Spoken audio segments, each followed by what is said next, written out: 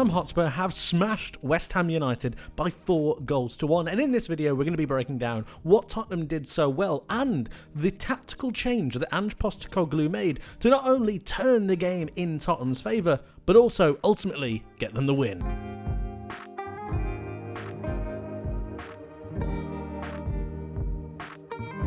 I think if you were to look at the scoreline 4-1, you would assume that West Ham were just walked over, that Tottenham dominated the game from start to finish, and while Tottenham did dominate possession, in the first half it really was a bit more of an even contest, and that was down to how well West Ham did defensively. Not only were their back four really quite well knit, strong in the air, but also they managed to stop the spaces in between their midfielders and their defenders, and this was because of the extra defensive formation that they had to try and combat Tottenham occupying these spaces here and here. They did this by dropping Paquetá and by dropping Souček next to Rodriguez. What this naturally did was it prevented Madison from driving into this space, it prevented Kulusevski from driving into this space, and it put more onus on Destiny Udogie and Pedro Porro.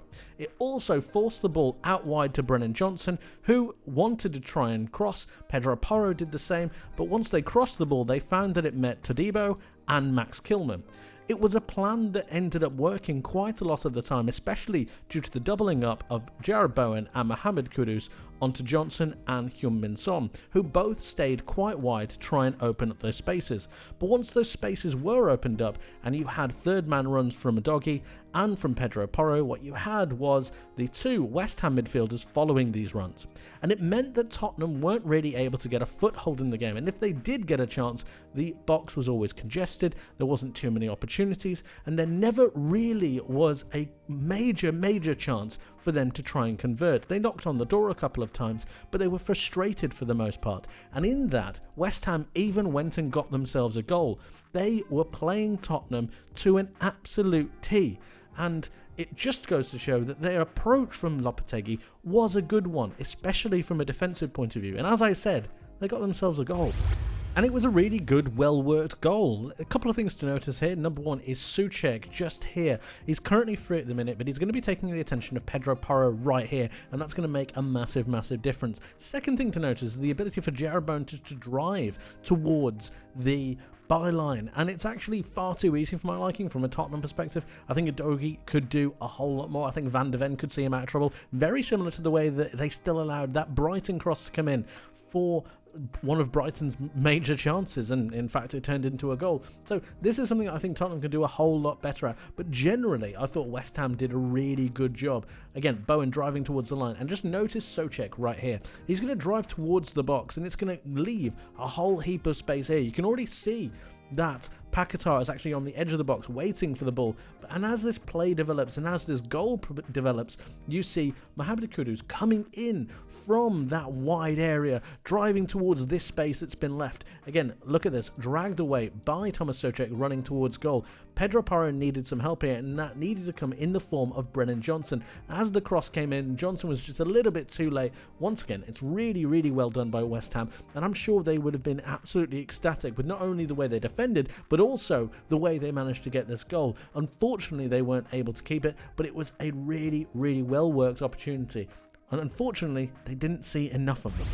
Pivotal moment that really started to change the momentum within the match was Tottenham's equalizer against West Ham, and it exposed a major flaw that I think they have to deal with immediately, and that's their inability to defend against the transition. Once they lose the ball higher up the pitch, they don't have enough pace to be able to help themselves to try and defend against any kind of counter-attack. Tottenham managed to win the ball in their half with a lot of West Ham players committed. Emerson was one of them, and in fact Rodriguez ended up coming over to cover this left back slot and make up a West Ham back four, but it's not enough. You've got Son down this side and you've got Kulusevski down this side, really trying to attack those channels down this West Ham side. Look how narrow they are. Good at defending the inside of the box, but they need to make sure that they're able to defend the channels at the same time. As the play progresses, you've got the ball that gets played into Kulusevski, who's going to then be able to drive into the centre of the park, and that's down to a really good Tottenham second man run, and the run is actually made across, and it allows for a little bit of space and a little bit of time for Kulusevski to go the other way. So you've got this Tottenham player making a run through, and it just opens up a little bit of space, and that space is then giving Kulusevski the opportunity to go and take a shot, and it's a brilliant hit. It hits the post twice and then bounces in, and as I said, it completely changed the momentum and started to swing it into Tottenham's favour. They had the possession, but I felt like West Ham were quite comfortable. Once this went in, alarm bells really did start to ring, and then you had the change. But a change was made at half-time by Ange Postecoglou, and I believe this was one of the major turning points in the match. I think this change could have been seen as a very negative one. James Maddison comes off and Pape Matar comes on. Now, initially you might think, well, you're taking off your main creator, you're taking off your main attacking midfielder, what's going on? You're changing the shape. Something has gone wrong. Is he injured? He wasn't injured, it was actually a tactical change, and I believe it was for this reason. Tottenham ended up changing formation away from a 4-3-3, and they changed into a 4-2-3-1, and we can see this right here. You've got the two holding midfielders in Sarr and Bissouma, you've got the attacking midfielder in Kulusevski, the two wingers, and you've got Solanke. So you've got your 2, you've got your 3, and you've got your 1. Of course, you've still got the back 4. Now, what this does so well is it actually leaves these spaces. Remember how I was talking about West Ham and how well they covered those spaces, how well they stopped Tottenham from playing, stopped them from taking those spaces. In leaving those spaces, you leave them open to be attacked by your players, and I believe this is what Tottenham wanted to do. So you had Souček, who was pinned onto Sarr, you had Paquetá, who was worried about Bissouma. Neither of them really went forwards, but they still pressurised with Tottenham having a lot of possession.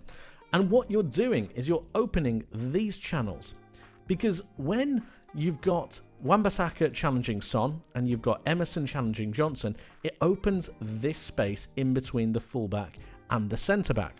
Now, previously in the first half, you saw Paquetá and Souček make runs defensively to try and cover these areas. The game naturally opens up in the second half anyway, but at the same time, what you've also got is the ability for Udogie now to run into that space, and it's far more difficult to defend against a player running into space than if he's just naturally occupying it. If we were to compare that to what they did in the first half, Maddison would be stepped in around about here.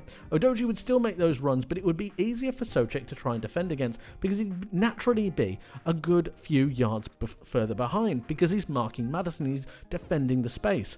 Because there isn't necessarily a player to be marked there, Tottenham are essentially goading and they're encouraging West Ham to move higher up the pitch. This gives them this space to run into, and it gives Udogie license to be able to take that space. And this is where Tottenham's second goal comes from in particular, because they make that movement in between fullback and centre-back.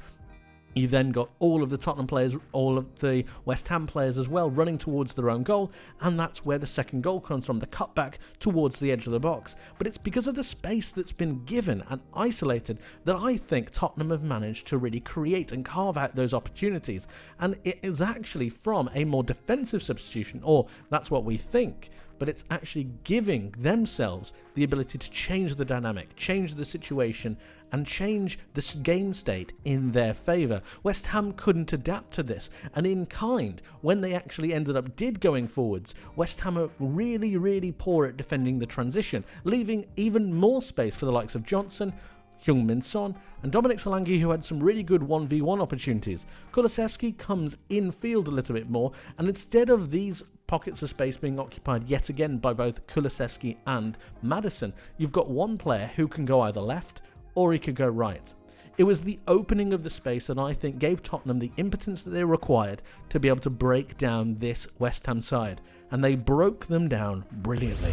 This for me is a perfect example of what Ange Postecoglou will have wanted from his change at half-time. In taking off Maddison, like I said, you're really exposing this space. Instead of Maddison walking in and taking this space, you've left it open, and that gives Tottenham a whole heap of opportunities to make late man runs into it. Not only that, but in having Pape Matar play as a double pivot next to Yves Bissouma, you're giving an extra license to Destiny Udogie with a bit more defensive solidity to be able to go forwards. So here's Udogie right here, and you've got Pape Matar Sarr here. What Matar Sarr is doing so well is just naturally dragging out Thomas Souček, who would normally be situated around here next to Rodriguez, which is similarly to where Paquetá is. What he's doing here is not only trying to help Jarrod Bowen, but also trying to press Tottenham back if it was to be recycled back towards Sarr. Instead, you've left this space open, and this is the space that Udogie decides to take. It's really, really well done, and it allows Tottenham to make that run in between Aaron Wan-Bissaka and Todibo. Look at the space and look at the amount of ability that Udogie has to be able to make that run. It's really intelligent, really well done. And then you're looking at the West Ham high line. Because the line is so high, there's actually a load of space to be able to run into. And this should spell absolute danger. Look at that. The amount of space that's available behind that West Ham line, but at the same time you've also got the space for Udogie to run into. No one's stopping him, no one's marking him. You've got Rodriguez, who sees it far too late, and again, it's the space that is exploited brilliantly. And as we move this state on, we can see Udogie move into the space. It's a brilliant pass by Heung-min Son with the outside of his right foot. Really well done, really well rated, and it allows Udogie to then make that movement. Now you've got alarm bells. You've got Rodriguez coming in to try and close that down. You've got Todibo, who's making a sprinting move towards the byline. And notice all of the West Ham players sprint towards their own goal. And you've got Yves Bissouma and Kulusevski right here, just jogging, just on the outside of the box, waiting for that opportunity. And as the ball plays through, I think Udogie does brilliantly here, because he doesn't whip the ball in. Instead, he recycles it with himself. He turns it around, and he's taking 1, 2, 3, 4, 5 players out of the game entirely for a moment. And look at the space now that's been afforded. It's textbook stuff, bringing them in, bringing them back out, and leaving a whole heap of space. I think Kudu needs to do better. I think Paquetá needs to realise that there's a lot of space. You've got Souček, who's completely switched off to this possibility here. And you've got Udogie, who has done a fantastic job of being able to realise the space. He's kept his head open. And you've got Bissouma right here, who's going to run onto the ball and shoot. It's really well done, and a brilliantly worked goal by Tottenham, which carved open West Ham. Look at this, brilliant shot through a body of people. It's not surprising that Areola didn't save it, but it's really well worked, and as I said, exploited West Ham and broke them. The following two Tottenham goals are clear examples of how they exploited West Ham's main weakness, and we've already spoken about it, that defending against the transition. West Ham can't do it, they don't have enough pace, they don't have enough about them, and they've exactly done the same thing, Tottenham, right here with this chance. Pressurising Heung-min Son, leaving his area, and actually we've got the two West Ham centre-backs. You've got no right back, he's a miss. You've got no left back, he's a miss as well. And you've got Tottenham really attacking down this West Ham left, Tottenham's right hand side, and you've got Kulusevski and Son. What I'm really impressed with Son in this particular instance is he plays this pass. It's a really good right foot, outside of the foot pass. He's getting pretty good at those. A really good pass through into Kulusevski, who makes a really good run. But notice Son's drive and determination once he plays this pass to then follow it. He follows it on and makes a brilliant run for Kulusevski, which we will see a little bit later. But Kulusevski gets this pass, and look at the amount of space he's in. Remember, this is only 2-1. We've only got 2-1 here. West Ham are still in the game, they've still got an ability, but they are desperate. They're too spread, it's too far apart. You've got no left back. You've got your right back who's desperately trying to recover, but still not there as well. It's not good enough from a West Ham perspective, and Tottenham exploited it brilliantly. He lines up Max Kilman for a 1v1 opportunity. He can go left, which he's already scored from. He can go right if he wants to, and that's the danger. And that's why it's such a problem that there is no left back here. But look at Heung-min Son. He's still making that run. He's going to make a brilliant overlapping run for Kulusevski, who drifts inside. Again, look at him still making that run, and Kulusevski with a brilliant reverse pass right here. Perfect Tottenham play, brilliantly exploited, brilliantly exposed by Tottenham. And again, you've got a brilliant shot that goes into Areola, and unfortunately for West Ham, it ended up ricocheting and it became an own goal. But the way that Tottenham carved through them should scream massive alarm bells for West Ham and Lopetegui. Finally, before we end, let's take a look at Tottenham's final goal against West Ham. This made it 4-1, but currently at this point it is 3-1 to Tottenham Hotspur. And I just want to make a really clear effort to try to figure out what is going on in West Ham's minds. This is Aaron Wan-Bissaka. Look how high up the pitch he is. This is Max Kilman. It's just nowhere near good enough. And as we move this on, look at the space. This is a joke, genuinely. Credit to Tottenham for exploiting this, because who wouldn't? When you've got this kind of a distance between the right back and the left winger, it's just silly. And you've got a whole heap of problems all around this. You've got a player that's trying to accept the ball that failed to. You've got Max Kilman, who's not in line with Todibo. You've got Todibo completely exposed on this side, but take nothing away from the way that Tottenham managed to play. It's a brilliant pass into Heung-min-Son, and then it's about, can he really work Todibo? Can he go left? Can he go right? Can he exploit the space? Heung-min-Son has been out for quite some time with injury, so this was a good test for him, and he managed to line up Todibo 1v1, shimmy left, and then fire it into the goal. But again, the problems for West Ham do not end, but Tottenham did a fantastic job, and I believe a major switch was the change at halftime, which saw Tottenham have not only a bit more defensive solidity from that West Ham counter-attack, but it also enabled them to take that space that was left by that James Maddison switch and allowed for a whole heap of problems against West Ham. Tottenham did a brilliant job in my opinion, and they look well on the road to recovery after that poor Brighton defeat.